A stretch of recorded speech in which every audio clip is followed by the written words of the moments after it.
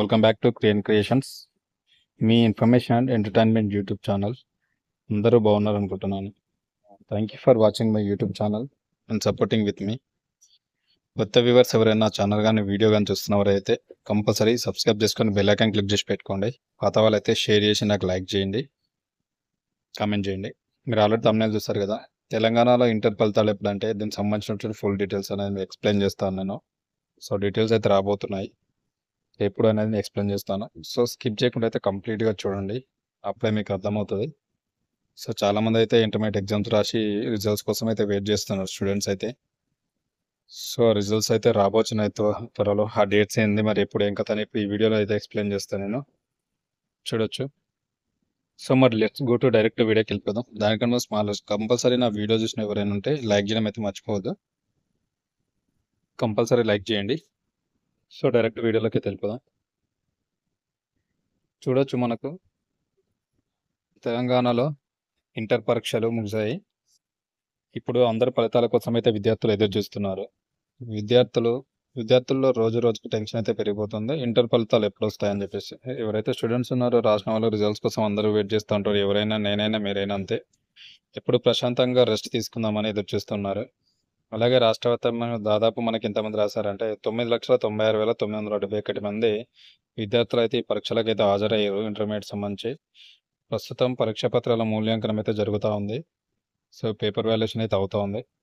ఈసారి మూల్యాంకనంలో ప్రభుత్వం కొత్త విధానం అనుసరిస్తున్నారు. పరీక్షల ఫలితాలు విడుదలైన తర్వాత ఫెయిల్ అయిన విద్యార్థుల ప్రశ్న పత్రాలని మరోసారి వెరిఫై చేయనున్నారు. సో ఎవరైతే మూల్యాంకనం అంటే పేపర్ వాల్యుయేషన్ అయిపోయిన తర్వాత కూడా మళ్ళీ ఒకసారి ఎవరైతే ఫెయిల్ అయితే ఉంటారో స్టూడెంట్స్ యొక్క మళ్ళీ పేపర్స్ వాళ్ళు అయితే మరొకసారి వాల్యుయేషన్ అయితే అప్పుడే చేస్తారట. చేసిన తర్వాతనే టోటల్గా అందరు రిజల్ట్స్ అయితే అనౌన్స్ చేయడం అయితే జరుగుతూ ఉంటుంది. అలాగే ఎక్కడ ఎలాంటి తప్పులు తలెత్తకుండా అధికారులు చర్యలు తీసుకుంటున్నారు. మరో వారం రోజుల్లో మొత్తం వాల్యుయేషన్ మార్కుల డిజిటలైజేషన్ పూర్తి చేయనున్నారు. 1 వీక్లో అయితే కంప్లీట్ కాబోతుందంట. వాల్యుయేషన్ ప్లస్ మార్కుల డిజిటలైజేషన్ కూడా కంప్లీట్ చేయబోతున్నారు.